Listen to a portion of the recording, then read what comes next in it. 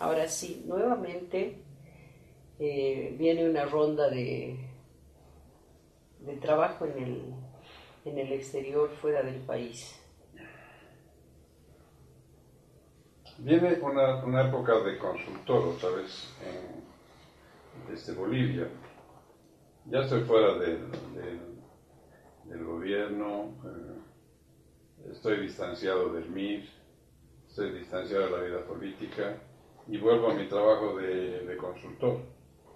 Y trabajo con Dante Caputo y Elena Martínez de Naciones Unidas. Me invitan a unirme al equipo que preparó con Guillermo O'Donnell y otros intelectuales latinoamericanos el informe sobre la democracia en América Latina del PRODAR.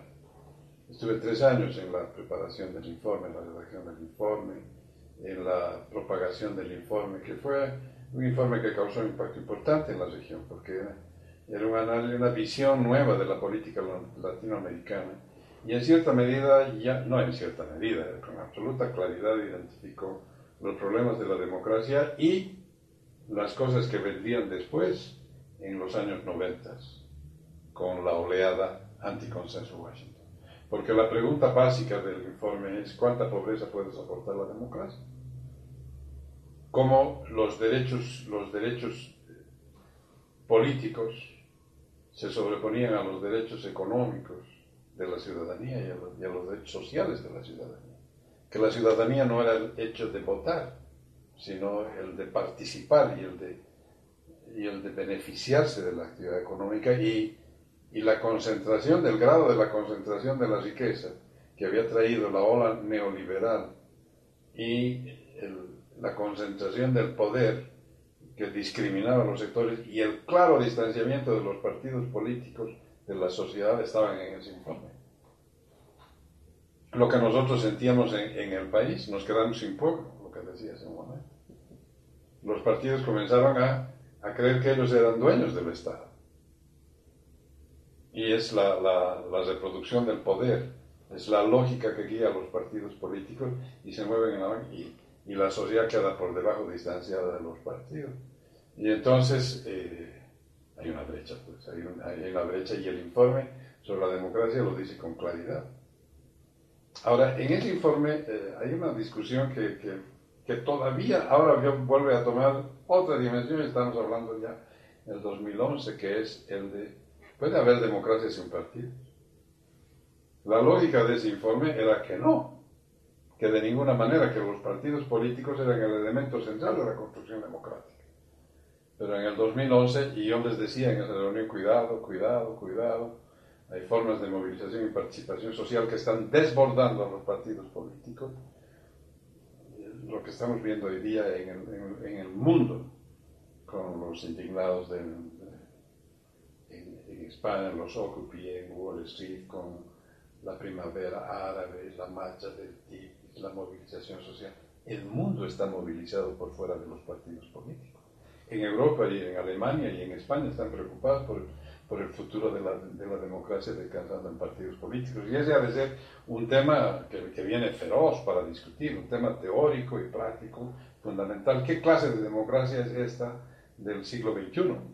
Con la gente en las calles, con un nivel de movilización y participación que claramente ha dejado desbordado a los partidos políticos. Ningún partido en el mundo tiene ya hoy día, puede decir que tiene el control, ni siquiera la coordinación y la administración de la sociedad. La representación, el concepto de la representación, eso que está en discusión nuevamente. ¿De qué estamos hablando?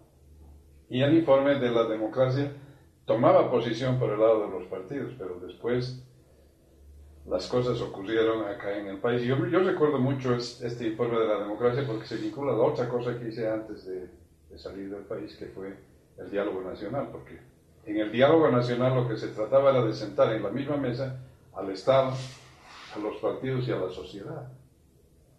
Y reconocíamos en la sociedad un actor que era distinto de los partidos y que tenía sus propios planteamientos, es decir, la relación del Estado con los partidos, que se suponía era la base de la democracia, había resultado claramente insuficiente, porque los partidos ya no representaban a la sociedad.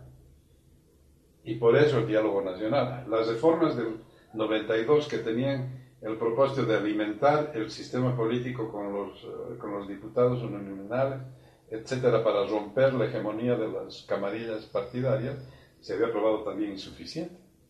Y entonces era necesario abrir la puerta del diálogo, y ahí se empieza a aparecer el otro gran actor social, que después toma otra dirección después del 2005, ¿no es verdad? Pero eso tiene una explicación histórica profunda. Las cosas no ocurren por casualidad. Muy de la noche a la mañana. De la noche a la mañana tienen una historia, y ahí está esa historia. El informe de la democracia, cuánta pobreza puede separarse, y el distanciamiento claro de los partidos respecto a la sociedad, el diálogo nacional. ¿Y el grupo Samaipata, Gustavo? Por eso, ahí estoy en el grupo de Samaipata. Después de salir del MIR decidimos reunir un grupo de ex dirigentes políticos de Cochabamba, de La Paz y de Santa Cruz. Hicimos un seminario en Samaipata. Nos planteamos hacer una marcha cruzando el país para denunciar la corrupción en la política boliviana. No logramos hacerlo, pero veíamos que esta ruptura de los partidos con la sociedad y el hecho de que los partidos se quedaban en el Estado por la corrupción, no por el servicio público. La explicación de este cerco sobre el Estado es la corrupción, y el país lo sentía, y eso queríamos denunciarlo de este grupo de Samaipata, pero ya no lo vamos a hacer, ¿no? Pero en cambio nos planteamos la idea del diálogo nacional, que fue un esfuerzo en esa dirección, ¿no? Tiene su origen en la discusión de la democracia, en la percepción del distanciamiento de los partidos, y este hecho de que cada vez más megacoaliciones, ¿no es cierto? Megacoaliciones que controlan el Congreso, pero que no tienen ninguna relación con el Estado. Es un juego de mentiritas. Así terminó la democracia boliviana, y eso explica las cosas que vienen después. ¿No? Estaban, como decimos en Cochabamba, para un chichazo. Era una estructura hueca, no tenía nada. Este diálogo es fundamental y marca una serie de rutas en el proceso posterior, pero viene el cáncer del primer mandatario y llega el vicepresidente al palacio. Antes de eso, yo me voy después del diálogo nacional. Le acepto una invitación a Enrique y me voy a trabajar de representante de la CAF en Lima. Y tenía una buena posición, lo estaba ganando bien. Era una posición tranquila, cómoda. Me hubiera servido para jubilarme y vivir tranquilo. Ahí en Lima vuelvo a recuperar mis contactos, mis amigos, y estoy en la oficina del presidente del Congreso peruano, de Víctor Hoy, al que conocí años atrás en Lima, en la Junta del Acuerdo de Cartagena, y era el presidente del Congreso. Y estamos conversando y recibe una llamada del presidente Fujimori, la contesta y se sienta conmigo emocionado y me dice: acabamos de firmar la paz con el Ecuador. Y ahora viene después la paz con Chile. Ese es el papel de Fujimori. Fujimori está cerrando Sendero Luminoso, está cerrando la crisis económica de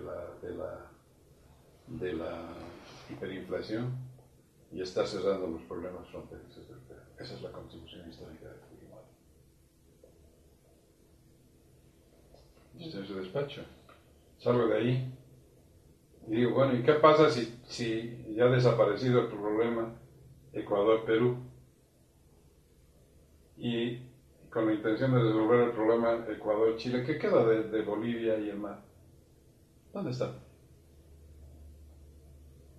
Llamo por teléfono a Javier Murillo y le digo, tengo esto, y él me cuenta y me dice, sí, estamos porque Canadá asume la presidencia del Consejo Permanente y quieren limpiar la agenda, quieren sacar el tema del mar de la agenda. Es que ya la Argentina había resuelto su problema de campos de hielo con Chile. Los viejos problemas geopolíticos de fronteras se estaban resolviendo y estábamos aislados. ¿Cómo vamos a hacer en este tema? Esa es mi pregunta. Y me quedo pensando ahí en Lima, con mi buen trabajo y decido volver a hablar acá en La Paz con el canciller y el presidente. Tengo una reunión con el presidente Lazo y le digo, ¿es esto lo que dice el presidente? Y corremos el riesgo de que el tema quede fuera. Yo creo que hay que replantearlo y hay que hacer un nuevo análisis de la situación geopolítica de Bolivia en el tema del mar. Y él me dice, sí, pero ¿cuáles son esos elementos? Le digo, el peligro básico es que el tema boliviano se diluya. Hay que mantener el tema boliviano en la agenda regional. Hay que evitar el olvido o el aislamiento. Y hay que actualizar la demanda boliviana al nuevo escenario. Y eso no es fácil. Yo creo que ahora tenemos, el tema del mar tiene una connotación distinta a la que tuvo históricamente. Antes el mar era el puerto, porque en el comienzo de la República y habían 2 o 3 puertos por los que se alimentaba la economía boliviana. Se cerraban los puertos y el país estaba estrangulado, estaba asfixiado. Y eso es lo que hizo Chile para firmar el Tratado de 1904. Cerró los puertos, bloqueó los puertos, dificultó las cosas y no teníamos oxígeno, no teníamos cómo alimentarnos. No es que nuestro comercio exterior fuera muy grande, pero era lo suficientemente grande para... De eso vivían. Que a las exportaciones de minerales nos ponían obstáculos, nos cerraban y estábamos acogotados. Entonces, pero eso fue antes. Hoy día, estamos hablando del 2000, la relación es distinta. Ya Bolivia tiene varios puertos, varias opciones de puertos. Están Hilo, Matarani, Arica, Iquique, Antofagasta. Y en el otro lado está Puerto Aguirre, empezaba a decir Puerto Aguirre. Entonces, nuestro tema ya no es el mismo de antes. Nuestro tema no es solo cómo vamos a recuperar presencia en un puerto, para ese puerto alimentar el comercio exterior de Bolivia. Eso ya no es así. Este es un país mucho más grande, mucho más diverso, mucho más fuerte, con muchos más canales de salida. Ahora, el problema de este tiempo es cómo afirmar la gravitación política de Occidente, la gravitación económica de Bolivia en el Pacífico, y particularmente la gravitación económica de Occidente en el Pacífico. La Paz es la capital económica del centro del Pacífico. Lima, Santiago y Lima están en los extremos.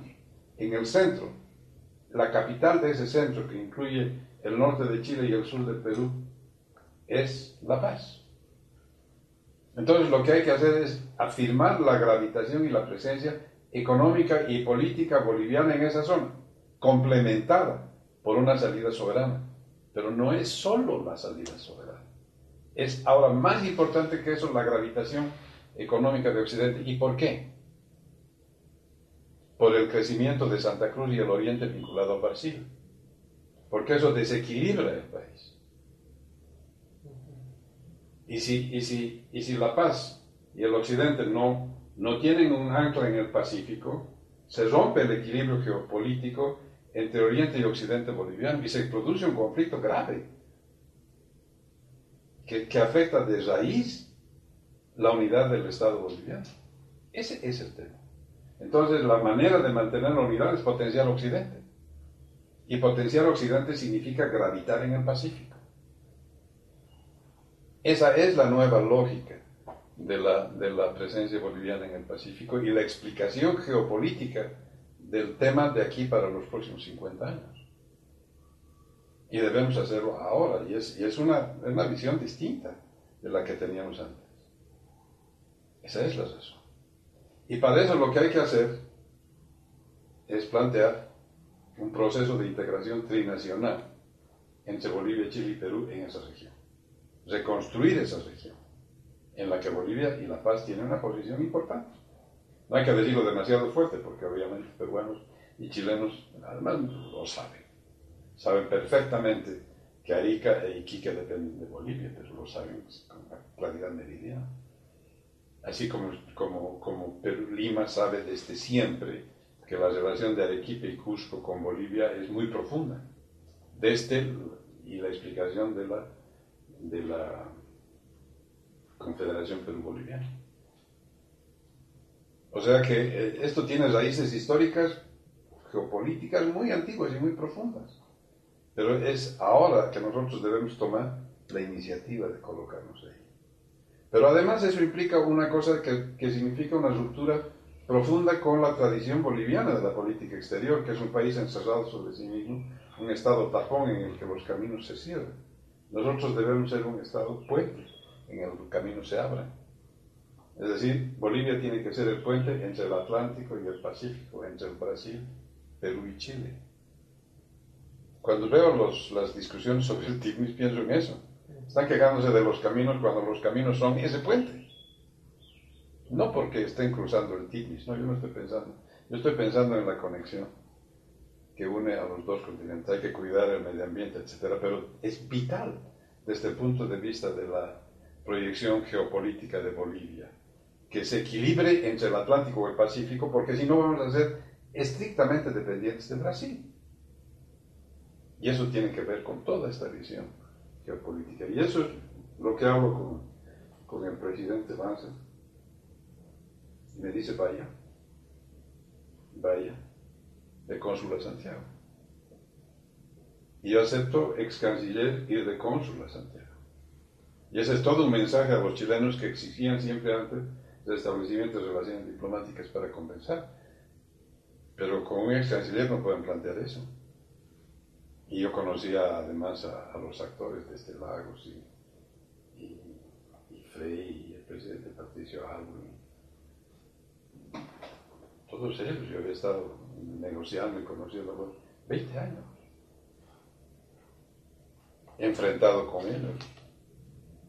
Era una relación amistosa, pero claramente ambos sabíamos que la amistad tiene el límite del interés nacional. Yo no les puedo pedir a ellos que por amistad cedan en sus posiciones, ni ellos me lo van a pedir a mí. Todos estábamos conscientes de que la amistad ayuda a canalizar el diálogo sobre intereses nacionales distintos, pero no los sustituye. Entonces, con esa lógica me voy a Santiago y tuve un incidente que me dolió mucho, que es que Mariano Baptista, que era cónsul, creyó que yo estaba yendo para desplazarlo porque quería ese puesto. Yo no quería ese puesto, yo estaba muy bien en Lima, pero me sentía en la obligación política de plantear este tema porque el problema se nos estaba yendo mal. Y entonces encaminamos la negociación, que encontró muchísima resistencia en Chile de la derecha chilena y del Mercurio, que querían frenar cualquier diálogo con Bolivia, que partían del principio, incluyendo el que es cónsul actual aquí en Bolivia hoy día, Canelas, de que el mejor diálogo con Bolivia es no tener ninguno. ¿No? Con los bolivianos nada, porque meterse con los bolivianos es meterse en líos. Ese es el razonamiento de ese grupo. Me costó mucho trabajo, pero finalmente Lagos siguió el camino de Frei y acordamos llevar adelante el diálogo sin exclusiones que se planteó en Algarve durante la última etapa de Frei. Y la administramos con el presidente Lagos, que le dio nuevo impulso después de unos 3 o 4 o 5 meses de reflexión. Uno impulsó con una relación que se tornó curiosamente cercana entre él y el presidente Banzer. Terminaron muy buenos amigos, muy buenos amigos. Y el presidente Lagos fue el único que estuvo en el entierro de Banzer en Santa Cruz. Pero esa era mi idea del plan de integración trinacional. El Perú lo aceptó. Hablé con Pérez de Cuellar, que era el primer ministro de Valentín Paniagua, y hablé con Paniagua, cusqueño, tupiceño, un hombre extraordinario. Y ellos estaban encaminados en la idea, pero la Cancillería chilena resistió y no dejó marchar el plan trinacional, pese al interés del presidente de la República Baja. Pero la agenda sin exclusiones sí prospera. espérate, ahí pasa, estamos en la Crisis sin exclusiones y entonces ocurre una cosa que cambia el juego y le da una dimensión distinta. Y es que reunimos a los ministros de Desarrollo de Chile y de Bolivia para marchar en el plan de integración. Bueno, como no quieren trinacional, les dije a los chilenos, ok, ustedes no tienen plan trinacional, ok. Hagamos un plan binacional Bolivia-Chile, que nosotros vamos a hacer un plan binacional Bolivia-Perú. Listo. Y veremos dónde se conecta. Nosotros no vamos a depender de usted por nuestra relación con el Perú. El ideal es hacer trinacional, pero si no quieren, por este otro procedimiento vamos a lograr lo mismo. Y entonces hacemos una reunión de ministros de desarrollo en Santa Cruz. ¿Qué estamos hablando? ¿Qué año es esto? 2001, enero del 2001, por ahí. En Santa Cruz. Y vamos a la Cámara de Hidrocarburos. Y allí me siento a escuchar y dicen las reservas bolivianas han subido a 35 TLCs. ¿Cómo? 35 TLCs. ¿Cómo es eso? ¿De dónde? Eso cambiaba todo. Yo conocía el tema porque lo había acompañado desde la visita de Figueredo, lo había acompañado en el gobierno de Jaime Paz en las negociaciones del gasoducto con el Brasil, en la visita de Collor de Mello, en la llegada de mi amigo Celso Laffer, el canciller, aquí a Bolivia. Yo estaba bien informado del tema, pero resulta que sin que nadie lo supiera, nuestras reservas habían crecido. Yo estuve en todo ese proceso, lo conocía bien. Con Carlos Miranda hablábamos y con Félix Peña, argentino, hablábamos de Bolivia como nudo de la integración energética latinoamericana. Pensábamos traer un ducto para sacar el gas de Camisea al Brasil y convertir a Bolivia en el centro de distribución, porque creíamos que no teníamos gas. Teníamos poco gas, 5 TLCs, entonces la idea era, si tenemos poco gas, aprovechamos nuestra ventaja geopolítica de ser el centro y distribuyamos los ductos, cuando no había LNG, cuando no habían barcos que puedan transportar gas por los puertos, cuando el transporte tenía que hacerse por ductos en tierra. Entonces, esa era la idea. Y de pronto nos encontramos, yo me encuentro ahí con la noticia de que teníamos gas por nosotros, el doble de lo que tenía Camisea. Vuelvo a La Paz. De esa reunión, antes de irme a Santiago, y lo visito al presidente con una página, un memorando de una página. El descubrimiento de las reservas de gas es un fenómeno de la importancia semejante al descubrimiento del Cerro de Potosí o de la Salvadora del Estaño. Es de ese tamaño. Cambia la historia del país. Y ese era el momento en que el gas era el gran tema de la energía en el mundo. La energía limpia. La energía que reemplazaba el petróleo. Y resulta que nosotros en el centro del continente teníamos las mayores reservas de gas libre, que no dependía de la producción de petróleo para vender al Brasil y a la Argentina, que lo necesitaban con urgencia. Y eso cambia. Pero teníamos más gas del que podíamos venderle a la Argentina y a Brasil. Y entonces la idea es, para librarnos de la dependencia del mercado brasilero, abramos el mercado norteamericano. Y entonces comienza el proyecto del LNG. Yo vuelvo de Santiago, después de ese memorando al presidente Banzer, vuelvo a Santiago y me encuentro con Heraldo Muñoz, viceministro de Chile, que siempre había sido un obstáculo muy grande en las relaciones con Bolivia, no sé la razón, pero era muy marcado en él. Y me tomé una pequeña venganza porque me preguntó, bueno, ¿ustedes tienen ahora mucho gas? Sí, le dije, tenemos mucho gas, pero no tenemos interés en el mercado de Chile, es demasiado pequeño para nuestras reservas. Me dejé un clavo por un rato. Pero en eso, el cáncer del canal Banzer y la llegada de Tuto llega a la presidencia y me invita a la Cancillería. Y vengo a la Cancillería, pero ya no es el proyecto trinacional, ya es el proyecto del LNG. Y el LNG se convierte en el centro de la proyección.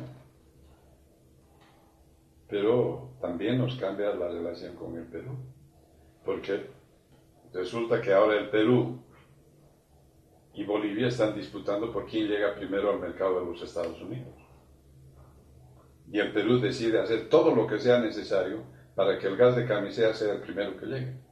Y hace todas las ofertas imaginables, incluyendo el retirar el candado del mar, ¿no es cierto?, que hizo Toledo en el lago Titicaca delante mío. Cuando terminó la declaración Toledo, yo llamé a Jaime, a Tuto, que estaba en Santa Cruz, yendo a Santa Cruz, y le dije, Alejandro acaba de hacer una declaración en la que dice que va a levantar el mar, la candado del mar. Pero no te inquietes mucho, le he dicho, porque se está yendo a Lima y mañana en la mañana van a estar desconociendo lo que dijo. Así fue. Claro, esas cosas no se levantan porque el presidente se le fue la mano, ¿no? Al día siguiente dijeron que no había tal.